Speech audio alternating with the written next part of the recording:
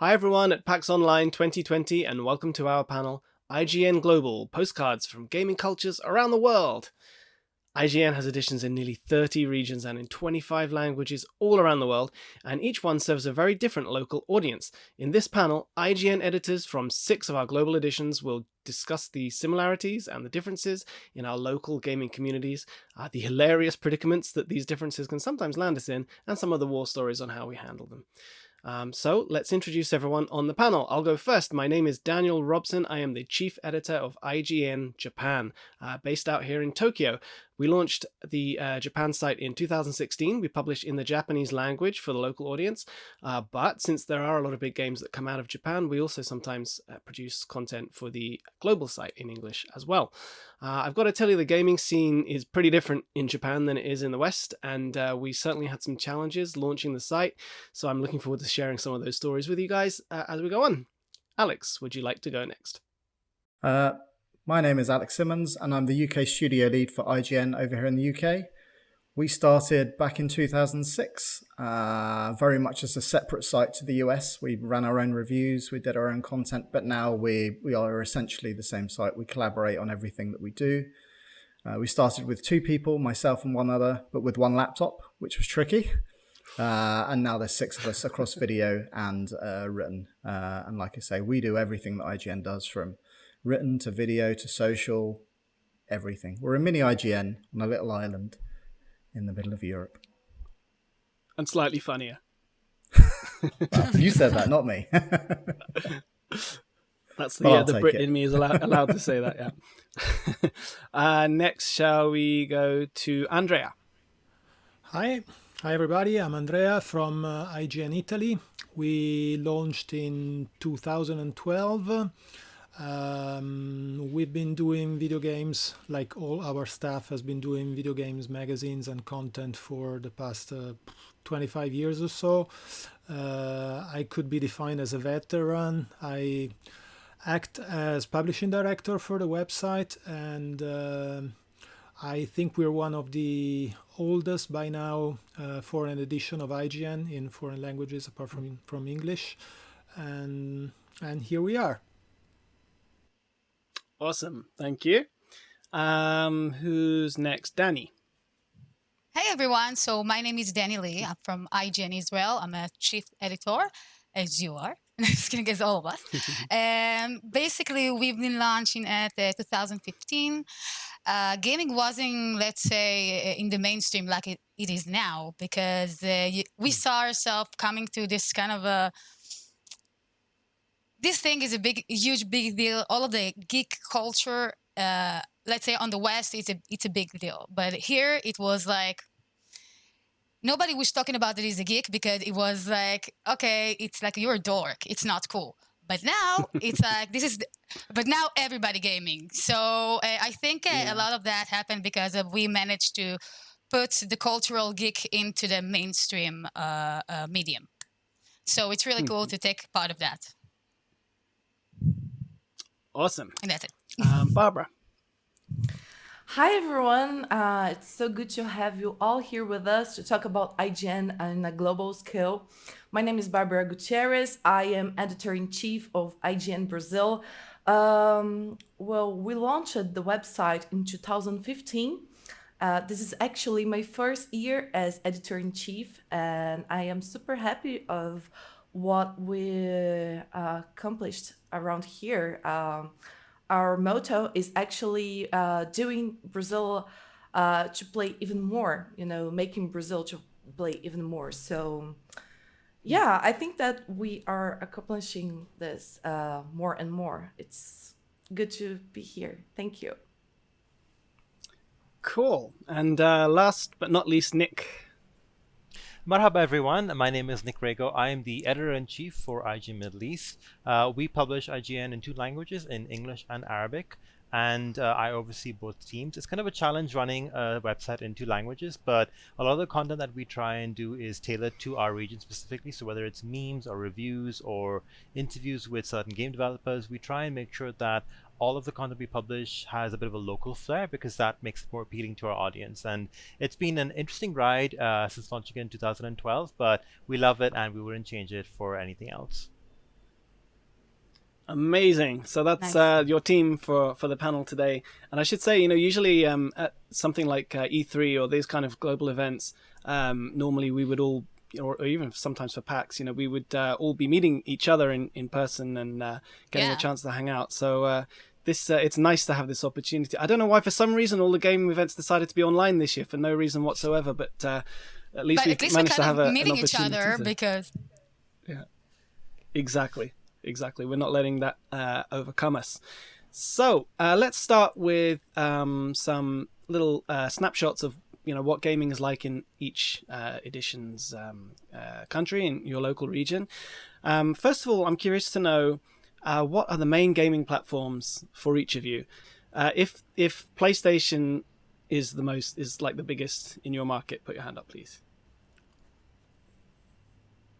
Okay, right. Okay, that's a large majority. I wish I had 3 hands because in Italy, PlayStation is like it started the whole video gaming culture and video gaming being taken seriously. What with Sony coming to Italy, opening an office, and so they established a very strong position which they have maintained throughout all these years. And so even without going into numbers, PlayStation is by far leading, like not like the worldwide figure you see where it's like 60-40 or 65-35. Italy is far more ahead PlayStation than Xbox. I think it's similar for us here in Middle East as well. Yeah, same around for you, Brazil. yeah. I'm sorry. Around Brazil, we have like 38% of people play on PlayStation 4. So it is bigger than the other ones, but it's like a small portion, I think that here in Israel, same here. Most of the people are playing on the PlayStation, but only because of the awareness, because PlayStation was here since we were kids. Only later on, we had Xbox coming to the roster, and then we just launched Nintendo year ago. So now there's more awareness to the other consoles, but still you see that this is kind of a PlayStation nation sometimes, because people here admire more of the single player. If I'm comparing it to the PC, to the other side of the competitive, people here really love the single player experience and the exclusive. I think it makes it more luxury for them. So this is why we see most of the audience there. And now that Fall Guys came in, now it's more even, okay, now we have a special multiplayer game that's for us, at least for the consoles consumer. So it's really cool to see that. This is super interesting, Danny, because, here in Brazil, Switch just launched like in August. So yeah. Oh my God! So you're a late bloomer as we are. Yeah. Well, I have a Switch. I bought it like in another country when I went abroad when I was covering an event. So yeah, but we just have it now. Yay! Yeah, it's very nice to have an official Nintendo here because now we can talk about games and to be more relevant to the audience. So it's cool. Yes. At least you guys have Nintendo. There's nothing for us over here. Like we've yet to get, Really? like a Game Boy Advance. Even there's no Nintendo presence here. It's so difficult for us. So I think the last thing we got from Nintendo was a Nintendo DS game back in 2000 and something. We have no Switch, we have no Wii U, we have no Wii. All of it has been imported in through the grey market and sold through resellers. So it's very difficult to try and get these games. Of course, now they're readily available in the markets. But if we approach Nintendo and say like, hey, we'd like to check out some of this game, they would just say, sorry, we don't support your region, so we can't give you anything. So it's a tough uphill battle. But there are stronger, small communities that support like Pokemon and like other smaller games on Nintendo platforms, but officially I wish we had that support from Nintendo. It looks like that a little bit around here as well. It's like a really small community, but they are super engaged as well. Okay, I'd like to come back to that in a bit more detail a little bit later, but first of all, Alex, what about in the UK? Which console has the biggest PS4 is the dominant force, but it wasn't always that way. So like PlayStation historically has been the stronger of the two, but with 360 it was a flip. Yeah. Xbox led through that generation because let's face it, Sony dropped the ball for PS3 in terms of developer support, in terms of the games that came out, and it's one of those things that like if your mate has got an Xbox, then you're going to go and get an Xbox because you want to play together, and that's what happened with 360. But then with PS4, again, Microsoft dropped the ball because they're confusing messaging around it being a multimedia machine. Like, who knows what Xbox One was going to be when it came out. People just wanted a games console. So I think that's going to be interesting for PS5 and Xbox One Series X, because Sony is going the traditional route that it's always done. Series X looks like it's going to be more iterative, like a mobile phone, that maybe you'll upgrade every 2 years or 3 years or whatever it might be. It's an interesting approach. I don't know whether it's going to work yet, because I think it all hangs on the exclusives. But for now, PS4, but PC is growing. You're seeing a lot of younger people getting into the PC market because it's becoming more affordable.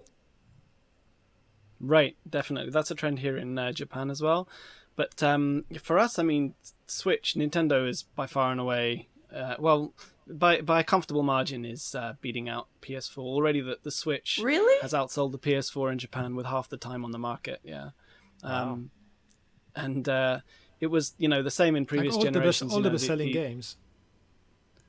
Sorry? All the best-selling games, right? Are on, yes, that's it. The chart, when you look at the weekly multi-format charts here, it's usually 7 or 8 or even 9 of the titles will be for the Switch. This is so it's interesting. like a Oh my fairly gosh. severe Wow. dominance, yeah. And before with the 3DS as well, in that era, you would see just on the train, everyone's playing on a 3DS, and you would see very few equivalent of PSPs or Vitas in the wild and that kind of thing. So, Nintendo has a sort of an ingrained kind of they're very sort of widely adored by Japanese gamers in a way that the other PlayStation does very well here, but there's not really much of a it's sort of seen in a slightly different way, I think. And Nintendo is obviously very sort of family friendly, child friendly, which helps a lot of parents to feel more comfortable, get games for their children and that kind of thing. Let's move on. I'm curious to know about games that are published, that are developed in your country, in your individual regions, that are, have gone on to be successful around the world. Alex, you've been quiet for a while, so should we start with you? Are there any British games that you can think of that have set the world on fire? There's a little game called GTA, but I'm not sure if you've heard of it. That was originated from I don't Rego. know this. You've not heard of it? It's pretty good. And obviously, that originated in Scotland, and now it's Rockstar as a company has exploded. I was fortunate enough to go to Rockstar North for the development of Red Dead 2. Wow. And although, I think there was 2,000 people working on that project, something crazy like that across the world, but it's all sucked up into the centre of that hub in Edinburgh. So I don't know if you can call that a British game, but I'm going to. Of course. But then obviously, games like Tomb Raider, that was a British game until the Americans stole it off of us. Unbelievable. And then obviously Rocksteady, that's a great British developer who have just announced their Suicide Squad game. So I'm interested to see what they do there. And it's even interesting to see what they're doing with the other Batman games. But, there's a massive list. Media Molecule, Rare, Playground Games, even all the Lego games, they're all from the UK. So it's a very big development scene, and it's supported by the UK government to an extent. They get tax breaks. That's good. I guess, and of course, a lot of those games are games that are. Is there anyone who is it out of any of you guys? Is there any country where GTA does not sell or is not popular? No, I didn't think so. Oh, really? It's one of really, the most popular games. Oh, wait a minute. It's the only game that Nick people has a actually story. plays for. Gather round, children, it's story time. Only because GTA unfortunately has been banned in this region. Probably you know why, but yeah, you can't get the game in any physical stores or online stores, not even the grey market, I think. So you've got to find a way to get it online through other country digital Steam stores or whatever. But yeah, I mean, GTA, I think here is an interesting example because the game isn't readily available for people to purchase. You really have to want to play the game and reading IGN reviews and reading what people are saying about it to decide whether or not you really want to buy it. If you don't have an easy access to a game like that, then you're less likely to go ahead and buy it, I feel. So I think people who do have the game here and who are playing it have really sought it out because it's something that appeals to them. It's something that they really want to be playing. Of course. Andrea, how about you? Are there any games from Italy that we would know? globally? Well, yeah, one for sure, because it went quite popular during its presentation, and it has been successful. The Mario Rabbids one by Ubisoft, which was developed in Ubisoft Milan here, and during the presentation there was the Miyamoto reference, and Davide Soliani, the lead developer, that basically cried on camera. And I'm lucky enough to have him among my friends, and it's been a source of pride for everybody here in Italy to have a game so closely being developed with Nintendo, which is kind of really protective about their IPs.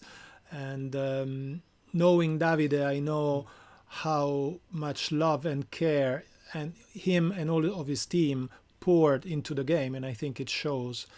Apart from that, recent example, we've had Milestone, which has been reasonably successful with racing games since the early 90s with the Screamer series on PC, and then they went on throughout the years developing several racing games. Differently than what Alex mentioned for the government involvement, the Italian government has been very, very, very late in getting involved with video gaming development. I mean, I remember, and this probably says something about my age, but I remember writing in magazines in the 90s and saying, why is it that France has so many investment from their government, and we are basically sleeping? And it took more than 20 years for the Italian government to wake up to the fact that video gaming development was like a serious industry that was worthy of their attention. Now something is moving, but in my opinion, not quite enough. But still, something is better than nothing, and so let's hope that the future, holds something better for us. This looks a lot like the Brazilian scenario as well. The government didn't woke up until, now, about video gaming. So we have a really strong independent market, but it's thanks to the community. We do have a really big, strong game, but it's indie as well. Celeste, it's half Canadian and half Brazilian as well. Like a studio boss, yes, it's Mini Boss, sorry. Mini Boss Studio is Brazilian, and so we had this game. This is a really strong game, but besides that, we have another ones that they are not so known. So we had Horizon Zero Chase. We had No Heroes here as well, but they're more like indie games, I see. Okay. I think here in Japan, obviously, we don't have any famous games at all that are popular around the world. So yeah, I don't know any. You should work on that there, Dan. Just sitting, you're IGN Japan. You should be out there and spreading the word. Bring gaming to Japan. I know it's disappointing, isn't it? No, obviously Japan has given the world Mario and Sonic and Pokemon and all those lovely bright kind of games through to Dark Souls, and there's a lot of games that come out of Japan, and there's a lot of games that actually stay in Japan as well. That I mean, one example, for a long time, Monster Hunter was hugely popular here, and just nobody cared about it anywhere else around the world, and it was selling to a very small dedicated audience overseas, but in Japan it was selling like millions of copies every time, and it was the tentpole booth at our biggest game show, Tokyo Game Show. But there was a period where Japanese games just were not selling very well overseas in the sort of PS3 generation. Obviously, the PS3 being a system that was a little bit developer unfriendly in many ways, and developers were having trouble because in Japan, they tend to build their own game engine from scratch rather than using third-party tools, and so for a console like the PS3, it was very hard to develop for that, and it sort of got to a point where some developers were deliberately trying to make games that would appeal to a Western audience and failing quite spectacularly in some cases. Does anyone remember Quantum Theory from Koei Tecmo? Or there's a lot of the road is littered with some of those kind of games, or just making games that are only for Japan. And the problem just got worse and worse, and people started referring to Japan as a Galapagos mentality and that kind of not only in gaming but in entertainment in general. But these days, of course, Japan is crushing it again all around the world. Animal Crossing and stuff like that. So it's definitely a nice place to be. We are a little tight on time, but we did touch on games that are banned in some countries. Nick, you mentioned GTA. Let's start with let's go back to Nick briefly. There were some other games, I believe, that you've had banned over there. Yeah, so funnily enough, when the original God of War series came out, that got the boot as well because it had the word God in it. So that got banned. Luckily, I think with the last one on the PlayStation 4, Sony was able to try and figure something out, and that was available on shelves. But brace yourselves, The Last of Us 2, haven't played it because it's not available here. I'm so sorry. Oh, yeah. Isn't it? So yeah, So it's hard. not available. It's not available in digital stores. It's not available as physical copies. So again, you've got to try and find a slightly shady way to buy the game either digitally or get a grey market import from somewhere. But when it comes to games being not available here, there are very much restrictions available across various parts of the Middle East, whether it's in the UAE or in Lebanon or in Kuwait, Saudi Arabia. Each country has its own restrictions and own kind of rating levels. But I think this was one game where they just blanket banned it across the Middle East and said, and even Sony didn't even bother kind of saying like, we're going to try and attempt to appeal it. They just said like, no, it's not coming to the Middle East. Sorry, you guys, you're going to have to buy it from the US store or UK and try and get it that way. So yeah, that's been, I think, two of our biggest things in the last couple of years, which was God of War and most recently Last of Us Part 2. I see. Barbara, are there any games that you can't get hold of in Brazil? Nowadays, no. Thank God. But in the 90s or early 2000, we had Bully, Doom, and Counter-Strike banned around here. Wow. Yeah. It was, Bully and Doom, it was, thanks to the violence. So the government said, this is going to influence people and children. Oh my gosh. But Counter-Strike was something related to a map. It was a mod map called CS Favela. So people banned this, just because it was portraying like a favela. This is stupid, I'm sorry, but it is. So nowadays it's okay, we can play Counter-Strike, we can play Doom as well. But Bully, unfortunately, it's Still not not the time. Yeah. Wow. And Doom and Bully are very different depictions of violence. I would say they're quite different games, but yeah, I mean, GTA was available at the time as well. Sorry? GTA was available at the time, but that wasn't banned, but Bully was, which makes no sense whatsoever. Well, yeah, actually, GTA, I think that GTA 4 was banned around the world thanks to a Brazilian song. This is super interesting.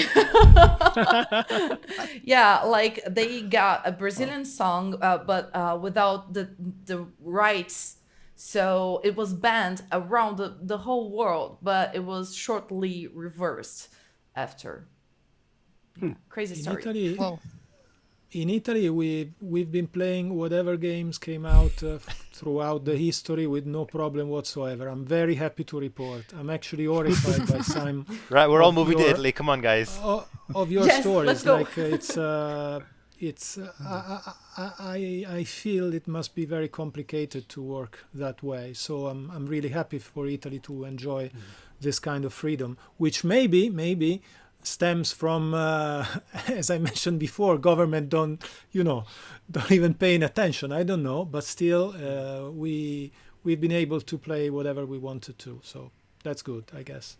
So maybe it's a You good thing if the definitely- government, doesn't give it, give the right amount of attention. So now you can, slick games. exactly. Everybody can watch it. I feel Nick as he was saying, you need to use the gray market, and you need to maybe open an American user just to download from their store, because you can download here. So you always try to find a way to play it anyway.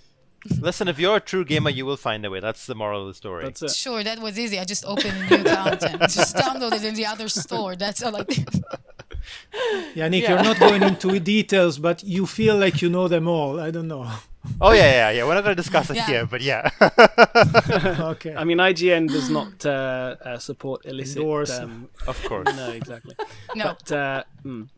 But of course, people, if you have a game that people want to play, people will probably find a way to play it.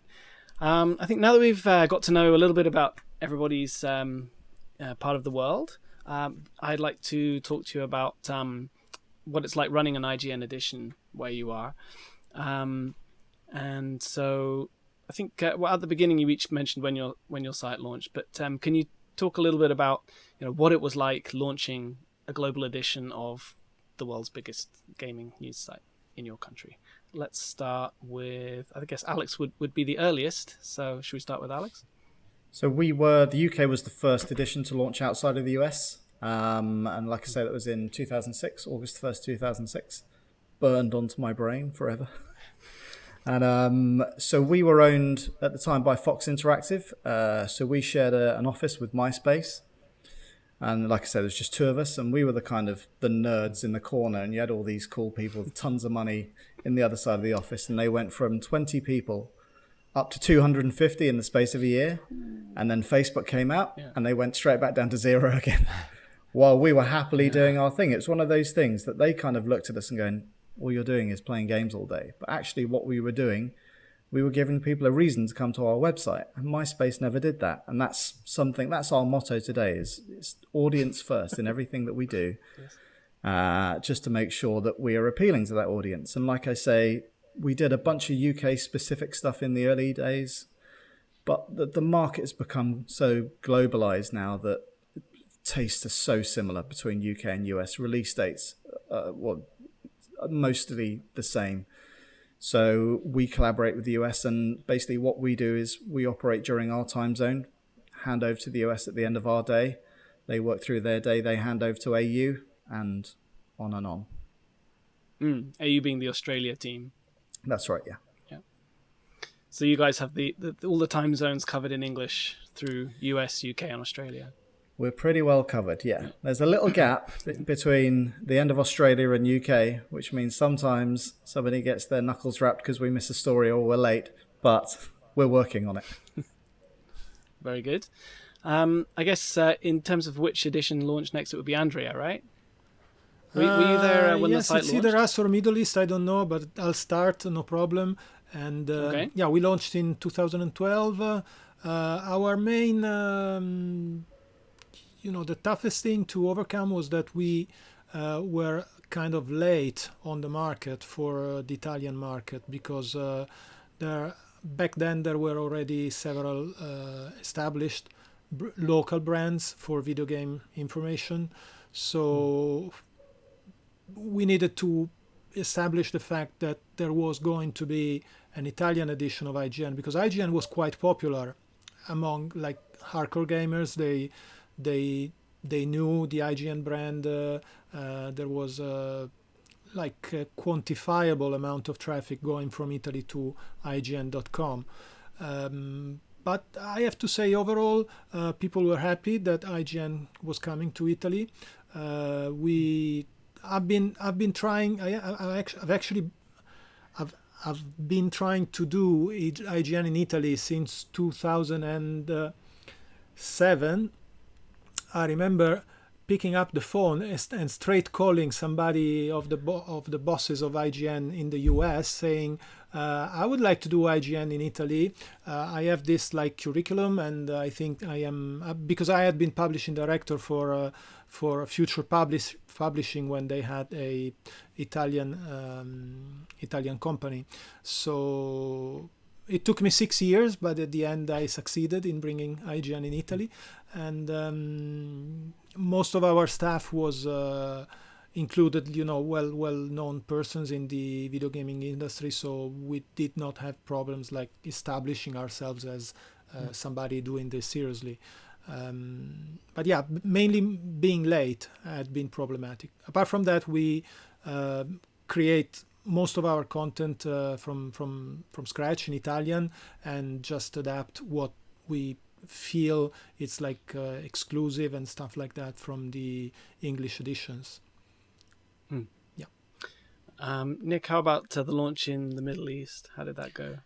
So we launched in May 2012. Also, similarly, Alex burned in my brain. And it was interesting because we were, before IGN, we were running a locally grown gaming website, and then we decided to transition that to IGN. And so I remember very clearly changing the Twitter handle of our old brand to IGN ME and literally going, "Hello world." And people lost the plot. They just said like, "Wait, what a sec? What IGN? What's happening? Are you IGN Arabic? Are you a fake account? Are you trolling?" And we said like, "No, we're launching. It's happened. This is a big announcement we've been waiting on." And it just kind of grew and grew from there. We launched obviously in Arabic and in English, and it's been fantastic. It's been challenging, obviously, running two different sort of versions of the site in terms of making sure that content is covered in a timely fashion in both English and Arabic. But it's great because it's expanded the reach of the website to all these people who've taken up gaming, who come to us for gaming advice and reviews and things like that. And the community that's grown around it is fantastic. So whenever we do events, whenever we put something with the name IGN Middle East or IGN on it, people are going to show up because they know that it's going to be about gaming, and it's what we do, it's what we love. Awesome. Sounds relatively smooth. Relatively. Were you always publishing in English and Arabic, or was there a time when it was just one or the other? For us, our goal for IGN Middle East was you can't have a website that is only in English because it's going to alienate a lot of people in other parts of the Middle East that don't necessarily have English as a first language, who struggle with the language. So we had to make sure that it is in Arabic. The other challenge with Arabic is there's so many dialects across it, whether you're Emirati in UAE or you have a Lebanese accent or Egyptian, you kind of want to twist and change some of the words around. So it's important that whenever we're making content, whether it's video content or articles, we kind of make it a sort of like universal style Arabic so everyone can understand it and there's no kind of differences with how someone conveys one thing over the other. So that's been definitely interesting for our team, but it's ensured that no matter where you are in the Middle East, you are able to choose whether you want to see the site in English or you prefer doing it in Arabic. Okay. Nice. Danny. Yeah. So how about, as I was saying, how's the launch of IG in Israel? Go okay, on. as I was saying earlier, we launched at 2015. It was hard because there was no industry or any, let's say, entertainment industry in the geek culture here. Maybe a few tiny websites here and communities, very hardcore communities. Most of them, the people who knew IGN, they were like, they knew IGN from abroad, not from here. So when they saw us launching here, they were like, okay, this is cool, but the same reaction as you had, Nick. Is that a troll? Is that a fake account? Right? What are you gonna do it in English, or why are you doing it in English? You need to speak Hebrew, so are you gonna do it in Hebrew? Everybody had their own complaints. They didn't know what's gonna happen, but we managed to do it through whole heart 6 years. I think. It took us a lot of time to build our own credibility just because we had this huge name upon us of IGN. So we need to show ourselves and to educate the audience how to react to video game news and how to react to there's a new game's about to launch and new Wonder Woman movie about to come out. Here's a leak. They didn't know how to react about it because they're so used to get the news so late. But now when they have us, we have a very good response time. I can tell you that, even though we had difference in time zones, but just because. Or we're just getting the news right on time, or just, we're getting the news, let's say, on 3 a.m., but it's good for us because we're going to use that time to make a proper article, to make maybe a video or anything. Just when people will get up in the morning, they're going to have their own news just ready for them with the coffee. So I think that this is like the Israeli audience, it took them pretty much time to digest us, that we're here and not a fake, and we're very close to the IGN US. We're all working together basically, and they're they really like the way that our response time is very precise every time, anytime. So this is the biggest thing that I think I'm really proud, because it was like one of our disadvantages that we used it to our own advantages, and the audience loving it. And I just want to add about events that we do. We do tons of events, as Nick said. People just hear the name IGN, and specifically Israel, they're just this, running to the party. We're packed. We have lists, everything, just because now the IGN, it's legit. We're the coolest kids around. Awesome. That's really cool. Barbara, when did you guys launch again? Can you remind me of the you launched in Brazil? Yeah, 2015 as well. We have 5 years. So yeah, awesome. IGN is a little baby yet, but it I mean, it has been such a crazy journey, I wasn't there in the beginning, but I first entered like in 2016, I guess, as a reporter. So it's crazy to see that so much has changed, I mean, especially in the gaming market around Brazil, we had like a moment that literally not even a single company would inject some money into the gaming industry. And nowadays it's crazy with esports and indie games, and like the AAAs as well. So the most difficult part of building up IGN here is for sure about content.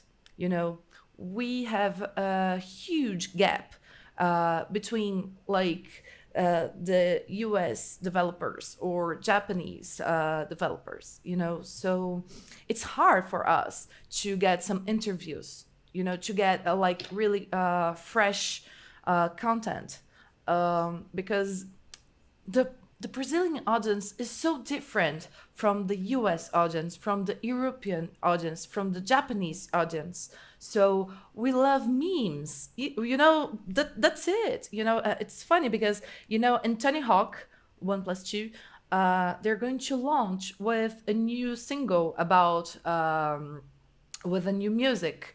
And it's from a Brazilian band called, it's not Chorão, but his name was Chorão, and the Brazilian public went nuts. Oh my gosh, Chorão is in the game, and Activision was kind of, let's go slow with this because it's not the character itself; it's just a music. But even if it's just a music, the Brazilian audience, the fans were just, oh my gosh, it's him, just for the meme, So. It's hard for us to get this kind of content, but it's great. I mean, the audience is amazing. Everybody loves gaming. So yeah, it's so good to be part of this. I'm definitely getting Bugsnax vibes from that last anecdote. Yes, yeah. Totally. Oh my gosh. It's not in the game, but the song is so awesome that just embrace it. Yeah, go on. Yes. I mean, the amount of memes that we do around here in Brazil, it's crazy. For us in Japan, so we launched it shortly after you guys, I guess, then in 2016. And it was kind of crazy, really, because on the one hand, it's sort of almost surprising that IGN didn't already have an edition in Japan, because Japan is such a kind of key market for games in general. But for me, like I came out of, I was in media for about 15 years, but up to that point anyway. But originally from the music side, but I was doing a lot of video game related media here in Japan as well, reporting for magazines back home. And when, our publisher here is a newspaper company, and when they said that, we're going to launch the Japanese edition of IGN when you come in and be the chief editor, I was like, no way, you don't want me doing that. You should, find a Japanese person who has the language and the sort of the gut understanding of what's going on in the market. But actually, of course, I had a lot of that already, and I ended up saying yes. And I joined the company on April 1st of that year, 2016, and we launched the site, I think it was April 11th. So wow. 10 days later, and up to that point, we just prepared like crazy. We wanted to build up an archive of content so that we weren't just launching on day one with one article and nothing there. So I think we localized a couple hundred articles. Right. Yeah, same so here. like recent news stories and features and a few reviews. And, one day because people had already been looking a little bit at the English language site from Japan, and then suddenly one day they're redirected and here it is in Japanese. I think we just confused a lot of people at first.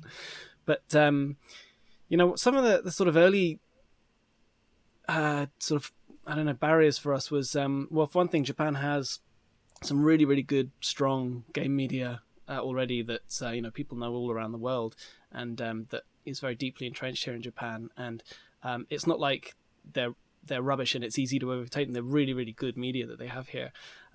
So that's one thing. But also, coming to it with a sort of a Western sensibility of doing things like, reviewing games. In Japan, most game media don't run reviews with a score at the end. It's very, very rare, like an in-depth game review.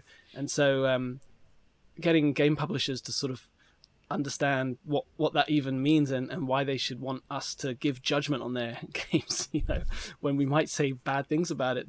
Some of the publishers were not very excited about that prospect, and it took a while to win them around. And even some of the readers, one of the first reviews that we published, we localized the IGN English language review of Hyrule Warriors Legends, the 3DS version. And depending on when you're playing on a 3DS or a new 3DS, it took a massive performance hit, that game. And on 3DS, IGN gave it a 4 out of 10. And we published these two versions of the review. And people don't usually, media would not normally say something that sort of straight about, a game being bad, especially on a Nintendo platform and that kind of thing. And so you had some people saying, wow, this is great. We've got this freedom of expression, blah, blah, blah, and they're telling us what they really think, and they're not dressing it up in, and then you had other people saying IGN is just, well, they would call us karakuchi. It means like a sort of a sharp-tongued media. Disrespectful. And, yes, exactly. And, of course, by this point now, 4 years later, that's settled down and people take it for what it is. But we had to really prove to people that we're not going in to just bash something. We're not going in to be disrespectful. But at the same time, we're not going to tell you if something's bad. We're not going to tell you that it's good. Or why. Or if we're going to say something's bad, we're going to say why we think it's bad. But I definitely had some strange meetings back in those early days with angry developers. Not even angry that we'd reviewed their game badly, but their friends' game badly and things like that. But it's definitely calmed down now.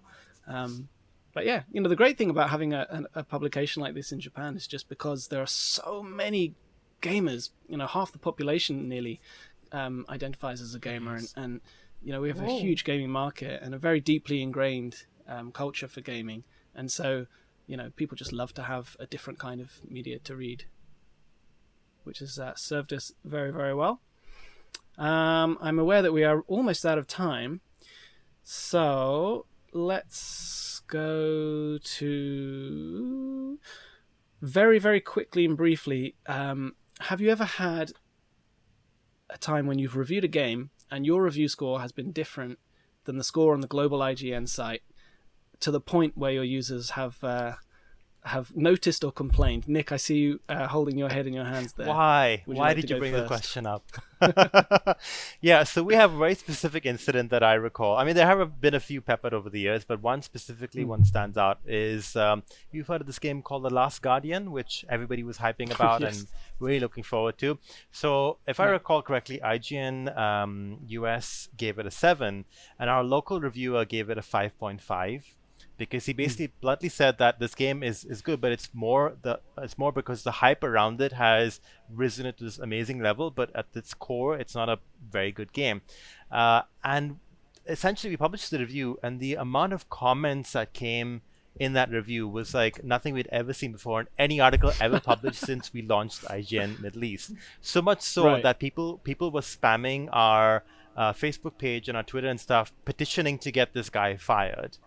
and it was just like a massive amount of trolling across all platforms. Our YouTube comments were filled with negative things, and we just had to just shake our heads and say, like, this is part of the job, but people don't understand that we're just kind of giving you what we thought of the game, but it's not stopping you from going out and forming your own opinion. But it was just like an absolute mess. But in the end, I think after about a month, it finally died down. But I told my team, like, maybe let's not just boost this too much. Let's just like kind of publish it and leave it there, and leave it to its own devices. But yeah, that's definitely one thing that I think stands out for me. In Brazil, we call this love of the audience. This is their way to show love. Sure. We'll call it love. Tough love. I think it's funny that reviews are considered still nowadays these like monolithic opinions that nobody can discuss, nobody can, see things differently. I was listening to you, Nick, and I looked for our score for The Last Guardian, and it was 8.9. So, this is as you can see, I mean, different. It's like, yes, you have a person, and up to the point where you basically miss problems, like technical problems, like the one you mentioned for Hyrule Warriors on Nintendo 3DS. Your opinion has to have value, like your opinion mixed with your own experience. So to answer your question, the initial one, several times we've had different opinions compared to US or UK, and I think it's all good, and I think it's part of what makes having like the basic concept of the internet. You can access so many opinions today. You can read about several people's opinion and then form your own, which in my opinion is not counterproductive to your website, because you give your opinion, and if you build yourself up to a certain standard of rigor or of integrity, then it's fine. We had the same problem, as Nick said. Nick, we're almost the same. With I don't know if you remember. I think you guys, Daniel, Death Stranding incident. That's IGN US gave it a very low score, and we gave it a very high score. We gave it a 10. And the audience, as I was saying, it took us a while to build our own, credibility here and to gain people's trust. And after that, they were like, "Why did you give it Why did you give it a 10? I mean, they gave it a 6. And what's going on here? So should we trust you guys or the people in the US that are very more like in the zone and in the industry itself?" So it's actually, people were like a little bit backlash to us, but it was okay. We managed we managed it through, just because later on they saw other reviews and they saw the other reviews of the other outlets here. They saw when we gave the same score, so they were like, "Oh, okay, so it's okay, so maybe there we're wrong." So it's easy to as you were saying, Andrea, to look at this tiny score but don't look at the whole review. This is much more important, because we're not here to tell you that don't play games. Just we will tell you why you shouldn't play it and who it will fit to. We'll never hear to backlash a game and to kill it. So I think that was one of the biggest incidents that kept us very shaky. That's definitely something that I personally think is a really good point of having different review scores in different regions in different languages. For us in Japan, the way the same game might be received here can be completely different than in the West. And we've had so many times when we'll give it a score that's wildly different than what the US or even other like Western media might give that same game. We have so many examples. One would be Death Stranding, which the IGN US gave, actually it was the reviewer was based in Australia, gave it a 6.8 out of 10. This is when IGN was still on the decimal scale, which it's not anymore. They gave it a 6.8 and we gave it a 9.5. And, our reviewer was even considering, going a little higher. We sort of discussed it for a while. And because I don't know, I think the idea of a game where it's sort of it's very much a sort of a management heavy, action light kind of game maybe just appeals to people in a really different way here.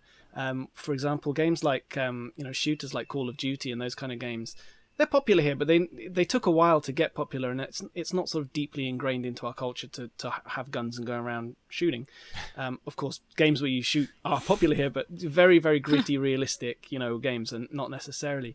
Whereas something like Death Stranding, where it has this very sort of surreal and sort of cerebral approach, seemed to, I don't know, be received much better by not only our writer but our audience, and a lot of our team as well. Yeah.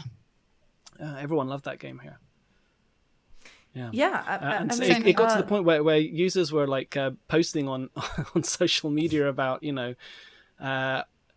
the people who thought the game was amazing were all like, IGN Japan's right, screw IGN US, and all the people who thought the other way around were going, what are these people in Japan talking about? That's just because it came out of Japan that they, and it's quite funny to kind of watch those arguments. We've had it with a lot of other games too. It's funny to watch them unfold. We are completely out of time. So very, very finally, I know it sucks, right? I've really enjoyed speaking to you guys, and that we could go on for a lot longer, I'm sure, if PAX would only allow us to do so. But let's just very, very super, super brief comment from each of you about a sort of a nice jingoistic thing, something that's great about being a gamer in your country, in your region. And let's start with Danny. Well, the coolest thing here is as I was saying, okay, I'll give you an example. As I was saying it to Daniel earlier, when I was a kid, the coolest kid in class was the one who was the better athlete, was the one who's better in soccer. Nowadays, the coolest kid in class right now is the one who has the better skins, the better setup, the better everything in gaming. To be a gamer today, it's to be the coolest ever. It's actually intruding our mainstream medium so fast. And I feel like that we had the hand upon it, because we saw the way how gaming evolved here as a tiny communities to gaming fest and covering around the world, and people here are waiting to our coverage because now, as I was saying, we have the response time. So now everybody's in gaming. My cousin is one of the most popular kids in class because I'm giving him tons of stuff for his setup. So now, my auntie, she's working on IGN. Yeah, she's like, this is the coolest thing now. That gaming is very popular. Awesome, Alex. What's something wonderful about being a gamer in the UK? Well, I mentioned it before, but obviously the development scene is amazing. So, like, being part of the games industry and being able to see all these games being made and how it's developed over time has been incredible. But also, like, obviously IGN for us, I'm not sure about you guys, is equally as important as an entertainment site. So TVs, movies. And so being embedded in that side of things has been really interesting, especially in the last 6 months when, well, it's basically stopped completely. But like we're starting to do a lot more virtual junkets with talent. We've just done a bunch of stuff with Tenet, which is coming out here before the US. So we're handling the global review for that. Oh, wow. So that to me is really exciting, how the UK, for a relatively small country, is such a big part of what IGN does, but also the games industry and the movie industry as a whole. Okay. Barbara, what about for you in Brazil? Well, actually, it is so similar as Danny. Nowadays, it's super cool to be a gamer. I was when I was younger, I used to hear stuff like, "Well, you're a girl, you can play," and stuff like that. This is so stupid. Anyway, so yeah, you know, right, Danny? Jesus. Yeah, go play Sims because it's the only thing you can play. Oh, Jesus Christ. Yeah. Anyways, this has changed so much. I mean, in our gaming market around Brazil, we do have like several women, and we are getting like even more accessibility to like everyone around Brazil. Especially, we have mobile gaming like growing each day, you know, and this is an opportunity. I mean, even more people are playing, and this is so good, especially in a country that most people don't have like much to eat. They don't like know how to write, you know. This is super important. This is super important, like in a technology basis, you know. So I am super proud to be part of this nowadays and to help our community, our gaming community, to get stronger each day. Cool. How about you, Andrea? Well, for me, the best thing is community. It's always been community.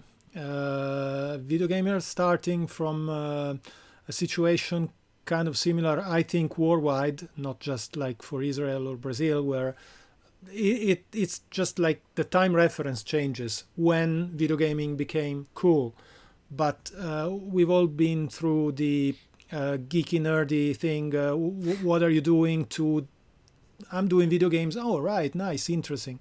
And for as long as I can remember, the video gaming community of people online has been like delightful. Italians love to talk about everything, love to talk a lot about everything.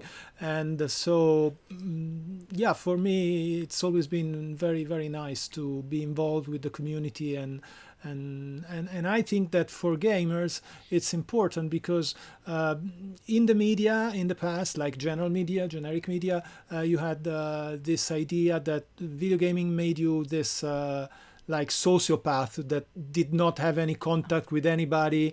And the difference is, and the reality is so different from that. You make friends, you have, you build relationships, you create communities. And so for me, that's the best part about Italian video games. Nick, what's something that you love about being a gamer in the Middle East? Well, just how it's evolved from, playing Age of Empires in a seedy LAN cafe somewhere for like $2 an hour to what it is now, where we have like massive things called IGN Convention, where we have celebrities coming down, we have esports tournaments. All of it has just changed so much. And, I can go to one of these events and I'll see a mom who's never played a video game in her life dancing with her kids in front of an Xbox Connect for Just Dance. Like, that's insane. Awesome. Right. It's stuff like that I love experiencing every single time I go to any of these things, because it transcends your nationality, your income, your gender, everything, and you can just kind of go and immerse yourself and have fun with it. You don't have to necessarily know what every single button on a controller does, but you could be standing in front of an arcade cabinet playing Pac-Man because it's literally just a joystick. So that's the beauty about gaming in our region, is that it's accessible for everybody in every part of our region. Cool. So for us here in Japan, obviously gaming has been sort of a deeply ingrained part of the culture here for a long time. And so people, who grew up with games have children, maybe even grandchildren. And so gaming is a very sort of social pastime here. I was saying before about you used to see people with 3DSs on the train. These days, you'll see people playing mobile games on the train. And we commute a lot on public transport in Japan, but in Tokyo anyway. But you'll see just people playing games everywhere. And people understand games. It's not like an alien concept in that way. And so what that means is that by this point, in 2020, we have like a very rich, sort of sophisticated selection of games that are available and that people want and that people play, from everything from, the big games like Animal Crossing on the Switch or that kind of thing, all the way down to, recently a lot of games out of China or other parts of Asia or other countries around the world. People are playing more and more on their mobile or on their Switch. If you look at the Switch download charts any given week, at least like half the games in there will be indie titles. And so people really want to have like a variety of games. And so it means people are very sort of like literate in games, I guess. Which is really nice. And it also means that we still have like arcades everywhere. If you go out in any sort of major area, or even not that major area, pretty much anywhere in Tokyo or any other big city around Japan, you'll find arcades. And as somebody who grew up in arcades in the UK, and I love them so much, it's such a nice way to just sort of be in an environment where people are enjoying games. That makes it like a really fun place to be. Yeah, definitely. So I think that is... you guys, why aren't you all here? International travel so easy at the moment. By the way, I've been in Japan, like I think it's 5 years ago, but I think it's very different from 5 years ago. So I think I should come quick, but let's wait. All right, slumber party at Daniel's house, everyone. Yes. Yeah, we should. We should schedule that. Bring your own Switch party, guys. Awesome. Well, we already have everything. We've got the Pac-Man here and stuff, so yeah, we're all good. Okay, it's been really, really great to talk to you all, and to everyone at home watching this. Ordinarily, of course, we'd love to be there at a physical PAX event. The last gaming show I went to was PAX East in February, and it's hard to believe at this point that that was this year. So I'm sure all of us here, really wish that we could be there with you guys and take your questions and that kind of thing. Maybe next time, but for today, this is where we'll leave it. So thanks everybody for joining in the panel, and if you want to say a little goodbye, and thanks everybody for watching. Enjoy the rest of PAX. Bye bye. Thank you. Bye. Thank you, everyone. Bye. Thanks. Bye. Bye. Ciao.